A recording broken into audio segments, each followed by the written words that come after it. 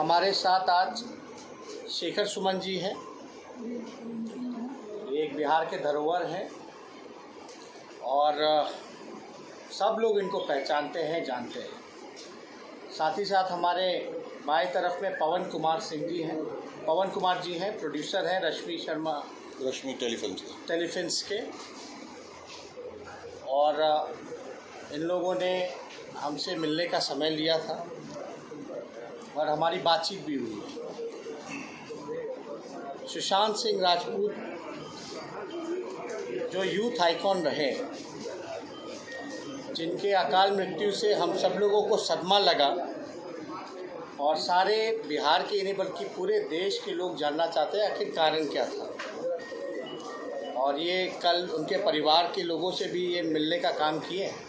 तो हम चाहेंगे कि शेखर सुमन जी आप लोगों को पूरी बात करें, उसके बाद में हम अपनी बात को रखेंगे। उसके बाद जो आपका सवाल होगा उसका हम जवाब देंगे। आप सबने नीतीश जी से मेरी पहली मुलाकात हो चुकी है। मैंने उनको ख़बर भी भिजवाई उनके प्रिंसिपल सेक्रेटरी चंचल जी के हवाले से, लेकिन मुझे यही बताया गया कि वो कोविड की वजह से नहीं मिल सकते।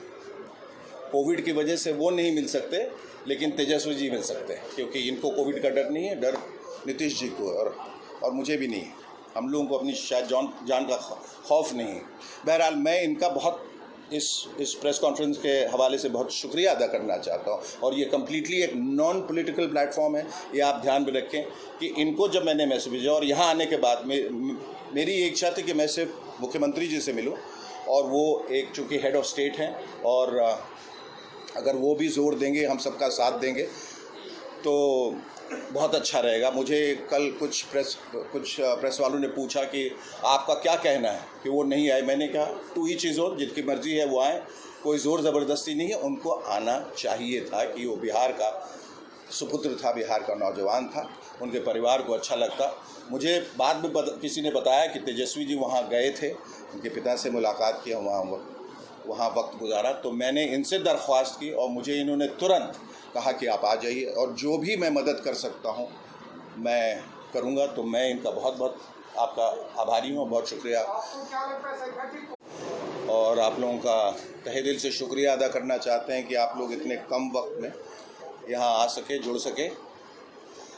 जैसा कि आप जानते हैं और शायद बहुत नहीं भी जानते होंगे, लेकिन सुशांत सिंह की अकस्मात और अस्वाभाविक मृत्यु के बाद एक विवाद खड़ा हुआ है कि इसे इतनी जल्दी आत्महत्या का दर्जा क्यों दिया गया या आत्महत्या क्यों करार किया गया,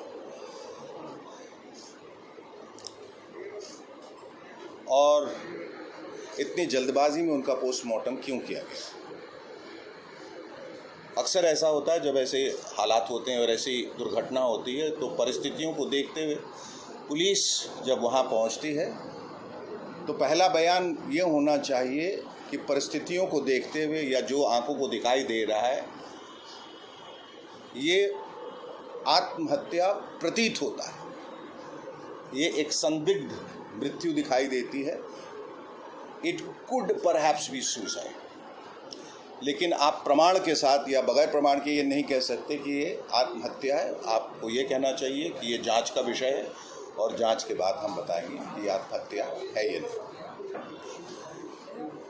तो बहरहाल ये स्टेटमेंट दिया गया, लेकिन उसके बाद लगातार बहुत सारे तथ्य उभर के आए, बहुत सारे ऐसे एविडेंसेस निकल के आए जो लगा कि जो आँखों को दिखाई दे रहा है या जो हमें बताया जा रहा है उसके विपरीत कुछ और है। There is more than meets the eye and all the evidences are leading towards somewhere else or to something else।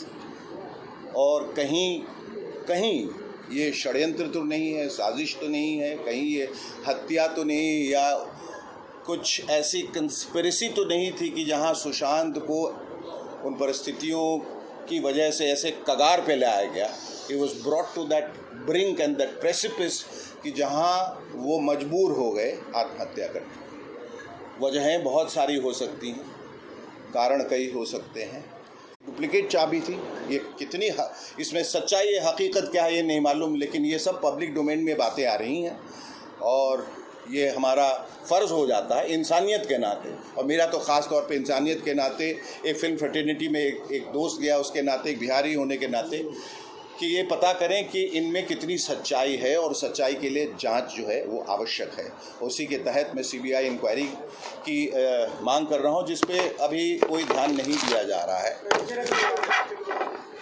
एक डुप्लीकेट चाबी जो थी वो मिसिंग है, और मेरा सबसे अहम और सबसे बड़ा सवाल ये है कि सुशांत जिस किस्म का लड़का था, और जितना जीवट और जितना कर्मठ था, और जितना होशियार था, और जितना वो जिम्मेदार था, अगर वो इस तरह आत्महत्या करता तो एक सुसाइड नोट ज़रूर छोड़ के जाता। कोई भी करता है, किस लिए करता है? वो इसलिए क्योंकि जाने वाला ये सोच के जाता है कि मेरे जाने के बाद मेरे जो चाहने वाले हैं, या जिनको मैं चाहता हूं, जो मेरे निकटतम लोग हैं, वो शक के दायरे में ना आ जाए, ना फंस जाए। तो he leaves a suicide note where he categorically states that I am doing this out of my own will and volition. मैं अपनी मर्जी से, अपनी परेशानियों की वजह से ये कर रहा हूँ, और इसके लिए किसी को दोषी न ठहराया जाए। There was no suicide note. अगर सुसाइड नोट होता तो ये ओपन और शट केस हो जाता, उसी वक्त ये केस खत्म हो जाता, हम लोग सब बिलीव भी कर जाते। In the absence of a suicide note there are many questions that crop up, और वो ये कि जो लड़का रात को पार्टी कर रहा था, जो सुबह उठ के प्ले स्टेशन पे था, जो एक ग्लास जूस मांगता है, आके बैठता है, उसके मन में अचानक ऐसी क्या बात कौंधी, उसने कहा चलो अब उठते हैं, सुसाइड करते हैं। ये बात हजम नहीं हो रही लोग। सीसीटीवी कैमरा से छेड़छाड़, उसने कई सिम कार्ड्स पिछले महीने में करीब 50 सिम कार्ड चेंज किए। क्या वजह थी? सिम कार्ड आदमी क्यों चेंज करता है? सिम कार्ड आदमी तब चेंज करता है जब वो किसी को अवॉइड करने की कोशिश कर रहा हो, किसी से बचने की कोशिश कर रहा हो, जब कोई थ्रेट हो, जब कोई खौफ हो, तो वो सिम कार्ड चेंज किया जाता है। फिर जो ऊंचाई बताई जा रही है वो इतनी कम है, क्योंकि बम्बई में जो छत है इससे ऊपर नहीं होती, वहाँ उसके ऊपर बिस्तर पे चढ़ के फिर उनका कद जो 6 फीट का था, तो जगह ही नहीं बच जाती है कि आप लटकें। फिर पहले इस कपड़े से, फिर बाथरोब से, फिर कुर्ते से लटका, वगैरह वगैरह, ये बात निकल रही। और जो एक बहुत अहम तथ्य जो निकल के आया है प्राइमा फेसी, वो ये है कि गले में जो लाल निशान है, अगर वो कुर्ते से किया गया तो वो मोटा होना चाहिए, वो एक रस्सी का निशान लगता है। और अमूमन, बल्कि हर बार जबकि कोई ख़ुदकुशी करता है तो उसमें वी का निशान होना चाहिए, क्योंकि रस्सी ऊपर की तरफ जाता है। देखिए, मैं कोई फोरेंसिक एक्सपर्ट नहीं हूँ, ना मैं सीबीआई के बिहाफ पे बोल रहा हूँ, मैं वही बोल रहा हूँ जो सवाल सबके दिमाग में आज है। तो वो निशान बिल्कुल सिमेट्रिकल, गोल, चारों तरफ से बराबर का एक निशान बना, जबकि उसको ऊपर की तरफ से होना चाहिए। दूसरी बात, आज गैंगिज्म का ये मतलब नहीं होता अंडरवर्ल्ड के लोग। गैंगिज्म का मतलब होता है कि कुछ लोग जो मिलके एक कुनबा परस्ती करते हैं। जी, वो वही लोग नहीं रहते। सुन जाइए, मैं बोल सकता हूँ नाम, लेकिन मेरे पास प्रमाण नहीं है, इसलिए वो बोलना अनफेयर होगा, गलत होगा। मेरे पास प्रमाण नहीं है। हमें मालूम है कि बाहर अंडरवर्ल्ड है, लेकिन हमें नहीं मालूम है कौन है, लेकिन अंडरवर्ल्ड है। कौन कौन से लोग हैं जो इस तरह से फिरौती लेते हैं या लोगों को किडनैप करते हैं? आप जान रहे हैं कौन लोग हैं, डर के मारे नहीं बोल रहे हैं। आपको ये सुनना है? आपको यही सुनना है मेरे मुंह से? नहीं, आप क्या चाह रहे हैं? आप मेरे मुंह में शब्द क्यों डाल रहे हैं? आपको कैसा लगता है कि मैं डर रहा हूँ? अगर मैं डरता होता, सुन जाइए, वो तो मैं बोल रहा हूँ, वहाँ तक तो बोल रहा हूँ, यहाँ तक तो सुन जाइए। नहीं, आप उसको सेंसेशनलाइज कर रहे हैं। आप उसको सेंसेशनलाइज मत कीजिए। आपने कहा गैंगिज्म है, बिल्कुल कुनबा परस्ती है। आप, क्योंकि मैं नाम इसलिए नहीं बता सकता क्योंकि मेरे पास प्रमाण नहीं है। आप जिस ध्येय से मैं आया हूँ वो इम्पोर्टेंट नहीं है। गैंगिज्म इम्पोर्टेंट, गैंगिज्म नहीं है, इम्पोर्टेंट जांच है। इसमें हम चाहेंगे जो बातें कही हैं, एक सेकंड, आप बात सुन लीजिए ना। इन्होंने जो बात कही, गैंगिज्म जो है ये हर एक फील्ड में कहीं ना कहीं से कॉकस भी होता है। तो हम इतना कहेंगे कि जो आप सवाल जो पूछ रहे हैं कि कौन है, नाम बताइए। कई बॉलीवुड की अभिनेत्री सार्वजनिक मंच पे पब्लिक डोमेन में नाम बता चुकी हैं। आप बात सुनिए ना, नाम जानना है जिनको, जो ऑलरेडी ओपन आकर के नाम बोला ही है ना उन्होंने। हिमाचल प्रदेश की कंगना रनौत बोल सकती हैं, बिहार के सुन जाइए आप बात को, आप सुन जाइए बात को, आप पहले मेरी बात सुनिए। मैं ये साबित नहीं करने आया हूँ कि वहाँ गैंग है, मैं कह रहा हूँ, मैं ऐसा समझ रहा हूँ कि वहाँ गैंग है, लोग जानते हैं। मैं जांच के लिए आया हूँ, मैं गैंग को प्रूव करने के लिए नहीं आया, उनके नाम को उजागर कर देख। सुनिए, करेक्ट, अब आप सुनिए, अबेटमेंट मैं वही तो जांच का विषय है, वही तो जांच का विषय है। इंडस्ट्री में सब लोग एक दूसरे के बारे में जानते हैं, आप बताइए। अरे मैं कैसे जानूं किसने अबेट किया? उसी के लिए तो मैं यहाँ आया हूँ कि वो जांच होनी चाहिए, कौन है वो लोग, और मैं जांच पे तवज्जो दे रहा हूँ, मैं गैंग पे तवज्जो नहीं दे रहा हूँ। मैं कह रहा हूँ वो भी एक कारण हो सकता है, इसके बहुत सारे कारण हो सकता है। कोई एक व्यक्ति विशेष हो जो इंडस्ट्री से ना हो सकता है इसका लव एंगल हो सकता है फाइनेंशियल लॉस हो सकता है क्लिनिकल डिप्रेशन हो सकता है इमोशनल टर्बुलेंस हो सकता है सारी वजह हो। तो आप गैंग पे क्यों पड़ गए? वो मेरा विषय है ही नहीं नहीं, वो मेरा विषय नहीं है। मेरा विषय है कि जांच होनी चाहिए। आपने कहा कि 30 साल के गैप पे जी पहले शाहरुख खान गए टीवी से फिल्म में और ये सुशांत दोनों सफल हुए, क्या शाहरुख खान चाटुकार है इसलिए आगे बढ़ गए? ये मैंने कब कहा? अभी आपने कहा कि शाहरुख खान और सुशांत को अभी टीवी से फिल्म में जाके सफल हुए, आपने कहा हाँ यहाँ मिलाता हुआ आगे बढ़ता है। सुशांत जी चाटुकार नहीं हो पाते, क्या शाहरुख चाटुकार है इसलिए आगे? ये फिर आप शब्द मेरे मुंह में डाल रहे हैं, ये आप फिर शब्द मेरे मुंह में डाल रहे हैं।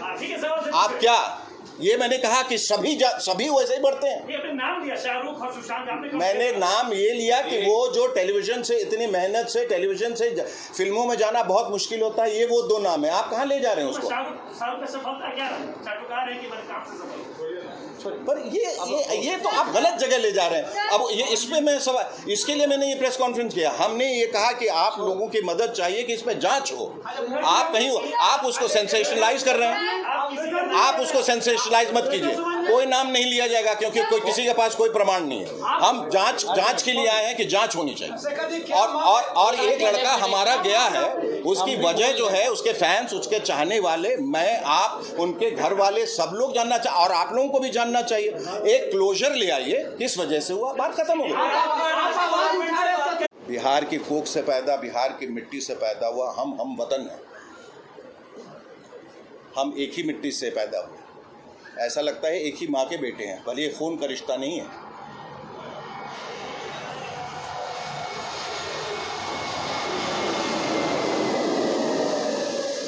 दूसरी बात,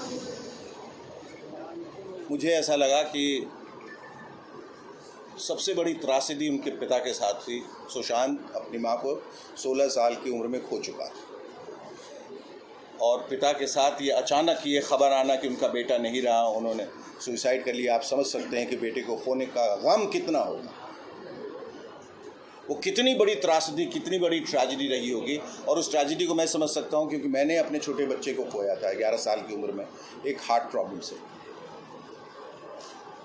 तो मैं पूरी तरह से उनके दुख में शामिल हो गया। बिहार का नाम रोशन करने वाला एक नौजवान जिसने सफलता की तमाम सीढ़ियां चढ़ी, जिसने एक बड़ा सक्सेसफुल ट्रांजिशन किया टेलीविज़न से, जो कि बहुत डिफ़िकल्ट माना जाता है। एक once a television actor always a television actor. पहले शाहरुख खान थे और ये दूसरा कोई 30 साल के बाद एक लड़का पैदा हुआ जो बिहार का था। इस बात की हम सबको बहुत फ़ख्र है, बात पे गर्व है कि he was the representative of Bihar, specially the youth. और अपनी पहली ही फिल्म को 100 करोड़ क्लब में लाया, लेकिन उसको कभी किसी चीज़ का एक्नॉलेजमेंट नहीं मिला, ना रिवॉर्ड मिला, ना अवार्ड मिला, ना रिकग्निशन मिली। और ऐसा बताया गया कि धीरे धीरे उसका असर उस पर ये हो रहा था कि इतना करने के बावजूद ऐसा क्यों लग रहा है कि चीज़ें जो है मेरे अनुकूल नहीं। और फिर नेपोटिज्म की बात चली और मैं बार बार इस बात को दोहरा चुका हूँ और फिर से एक बार कह रहा हूँ और बहुत साफ साफ कह रहा हूँ, और आप लोग इसको बिल्कुल उसी तरह से दिखाइएगा जैसा मैं कह रहा हूँ। नेपोटिज्म में कोई बुराई नहीं है। हमारी इंडस्ट्री एक खुली इंडस्ट्री है, फ्री एंटरप्रेन्योरशिप है, जहाँ जो पैसे लेके आता है उसका हक है वो अपने भाई या बेटे के साथ बनाए, वो इंसान के साथ बनाए, वो हाथी के साथ बनाए, वो कुत्ते के साथ बनाए, ये उसका हक है। उसमें कोई नेपोटिज्म वाली बात नहीं। नेपोटिज्म सरकारी महकमों में होता है, जब जहाँ किसी का पद छीन के या किसी को सुपरसीड करके अब लोग जो है सिफारिश से या पैरवी करके अपने भाई भतीजों को बैठाते हैं। वो भाई भतीजावाद को नेपोटिज्म कहते हैं। जो हमारी फिल्म इंडस्ट्री में है वो नेपोटिज्म नहीं है, वो गैंगिज्म है। एक कार्टेल है, एक कॉकस है, कोटरी है, क्लीक है, एक क्लैन है, एक सिंडिकेट है, एक माफिया है, जो चीज़ों को कंट्रोल करता है। वही डिसाइड करता है कौन आएगा, कौन जाएगा, कौन रहेगा, कौन ख़त्म हो जाएगा। ये इस तरह से ख़तरनाक है। ये अंडरवर्ल्ड का गैंग नहीं है, ये वेस्टेड इंटरेस्ट का गैंग है जो पूरी इंडस्ट्री को कंट्रोल में अपने कब्ज़े में रखना चाहता है ताकि वो अपना उल्लू सीधा कर सके, अपने प्रोडक्शन हाउस को आगे बढ़ा सके, पैसा कमा सके, शोहरत कमा सके। ये टैलेंट को दबोच के उनको कॉन्ट्रैक्ट में बांध के रखता है। बाहर से जो टैलेंट आते हैं पहले तो उनको तवज्जो नहीं दी जाती, और जब वो बढ़ जाते हैं तो इन लोगों को ख़तरा होता है कि वो उस स्पेस को ऑक्यूपाई करेगा जो हमारा है, तो या तो उसको मिटा दिया जाता है उसी वक्त या उस क्लिक में शामिल कर लिया जाता है। अगर वो शामिल हो गया, अगर वो चाटुकार बन गया, अगर वो चापलूस बन गया, अगर वो आपके तलवे चाटेगा, अगर यस मैन बनेगा, जी हुजूरी करेगा, हाँ हाँ करेगा, तो आपको उनके टुकड़ों पे पलना पड़ेगा। जिस दिन आपने डिफाइंड एक एटीट्यूड दिखाया या बगावत की या ना कहने की जुर्रत की, उस दिन वो हश्र उसका वो होगा जो सुशांत के साथ हुआ। आखिरी दिनों में उसकी सारी फिल्में उससे छीन ली गई। नहीं, वही तो मैं कह रहा हूँ, और क्या मैं कह रहा हूँ कि सभी लोग कह रहे हैं बावजूद इसके नहीं हुआ। एक मिनट पूरी बात सुनिए, ठीक है? इशू को डाइवर्ट नहीं करते। बिल्कुल, हम लोग सब लोग यहाँ बैठे हैं, सब लोग बिहार के हैं, और एक नेता विरोधी दल नहीं बल्कि एक नौजवान बिहारी होने के नाते हर कोई जानना चाहता कि आखिर कारण क्या है। कारण बस। और सवाल जो है वो एविडेंस पे उठ रहे हैं कि भाई ऐसा नहीं लगता है, क्योंकि इन्होंने कई एग्जाम्पल्स भी दिए कि ऐसा प्रतीत ही नहीं होता कि वो सुसाइड करने लायक किया हो। एक मिनट बात पूरा हम लोग सब लोग चाहते हैं कि न्याय मिले। हम सब लोग उनके परिवार के लोगों से भी मिले। सुशांत सिंह राजपूत जो थे, बेहद एजुकेटेड, बेहद टैलेंटेड, बिहार का नाम उन्होंने रोशन किया है। कुछ दिन पहले वो बिहार भी आए थे, खगड़िया भी आए थे, और जो भी एविडेंस है, चाहे फिंगरप्रिंट की बात हो या हैंगिंग की बात हो, जो डिस्टेंस की बात हो, बाथ रॉब की गले में मार्क की बात हो, एक दिन पहले पार्टी करना, फिर जूस पीना, सुबह तक चला, आवाज़ें जो है पड़ोसी तक सुन रहे थे, ये जो है वहाँ के लोगों का कहना है। और जितने भी नौजवान हैं या फिल्म इंडस्ट्री में या कहीं भी हों जो उनके फैंस हैं, दे वांट जस्टिस। बस हम लोग चाहते हैं, हम संवेदनाएं प्रकट करते हैं उनके परिवार के प्रति। उनके परिवार के लोगों से हमारी भी बात हुई। वो नीरज बबलू जी बिहार में विधायक भी हैं, उनके कजन भी हैं। हमने उनसे भी पूछा कि भाई आप जैसा मदद चाहिएगा हम वैसा करेंगे, जो अगर आपकी मांग है। तो हमने पूछा भाई सीबीआई वगैरह का मांग वगैरह होना चाहिए नहीं होना चाहिए, तो वो कहे कि हम लोग मांग करेंगे। और हम लोग यही चाहते कि एक फेयर अगर इन्वेस्टिगेशन होता है, हालांकि मुंबई पुलिस कर रही है, लेकिन अगर बेहतर और उच्च स्तरीय जांच होती है, अगर न्याय मिलता है और कारण का पता चलता है, तो इसमें बुराई किस बात की है? जो भी बातें कही जा रही हैं, हर एंगल जांच का हर एक एंगल से होगा और स्पष्ट हो जाएगा। हम लोग यही चाहते हैं कि आज सुशांत सिंह राजपूत के साथ ऐसा हुआ, दोबारा ऐसा कोई सुशांत सिंह राजपूत के घटना ऐसी जो हुई है वो दोबारा घटना ना हो। और हम बिहारी होने के नाते कहते हैं कि बिहारियों के साथ डिस्क्रिमिनेशन किया जाता है। आपको हम बताएं, हम क्रिकेटर भी रह चुके हैं, क्रिकेट भी खेलते थे, हमारा बैकग्राउंड आप लोग सब लोग जानते हैं, लेकिन फिर भी कहीं ना कहीं से बहुत लोगों को डिस्क्रिमिनेशन झेलना पड़ता है, चाहे किसी भी प्लेटफॉर्म पे अगर बिहार का लोग आगे जाता है। वो हम नहीं कहते, आप लोग सब लोग जानते हैं। अब हम लोगों का यही मांग है। इन्होंने समय लेना चाह रहे थे, मुख्यमंत्री से मिलना चाह रहे थे, मुख्यमंत्री जी ने नहीं दिया। कोविड-19 का जो भी जिक्र किया उसकी वजह से नहीं दिया। ठीक है, कोई दिक्कत नहीं।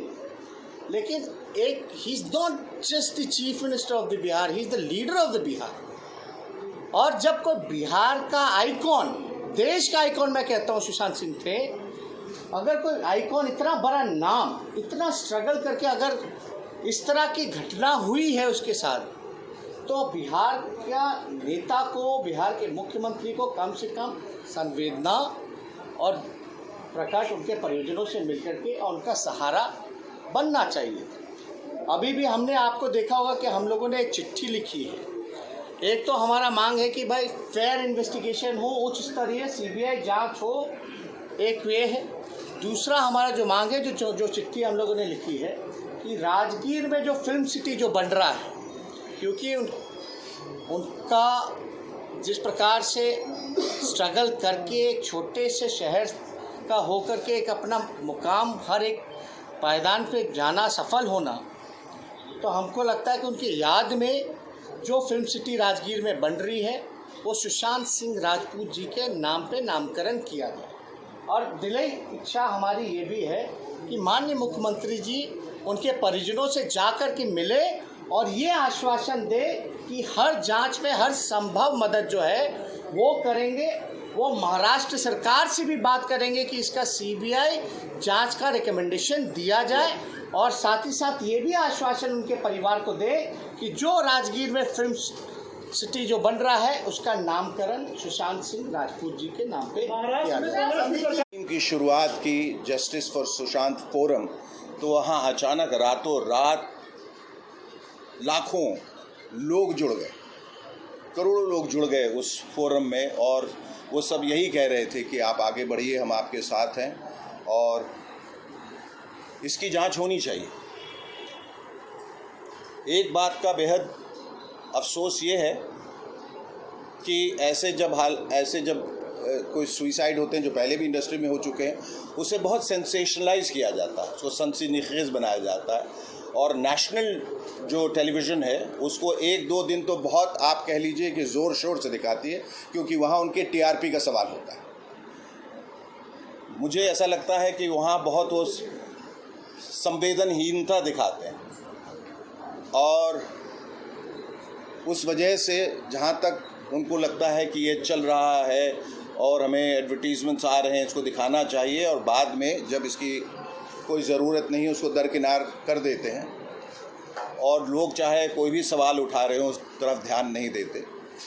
ऐसा क्यों होता है कि वो आक्रोश जो सोशल मीडिया पे दिखाई दे रहा है वो नेशनल टेलीविज़न पे क्यों नहीं है? क्या उस मीडिया को कोई कंट्रोल कर रहा है? क्या उसको कंट्रोल करने वाला वही दिखाना चाहता है जो वो चाहता है, या जो हमारी फिल्म इंडस्ट्री में हुआ वहाँ कोई तालमेल है? वगैरह बहुत सारे अनगिनत सवाल हैं, अनसुलझे सवाल हैं, जिनका उत्तर जनता को चाहिए। सुशांत मेरा भाई नहीं था, सुशांत मेरे परिवार का नहीं था, मेरा दोस्त नहीं था, तो लोगों ने के मन में ये सवाल उठना चाहिए, और मेरे मन में भी ये सवाल उठा कि फिर मैं क्यों इतना उद्वेलित हुआ, मैं क्यों इतना जज्बाती हुआ। तो मैंने जब इर्द गिर्द देखा तो बहुत सारे लोग जो हैं जज्बाती, और मेरे पास बहुत सारी वजह हैं जज्बाती होने की।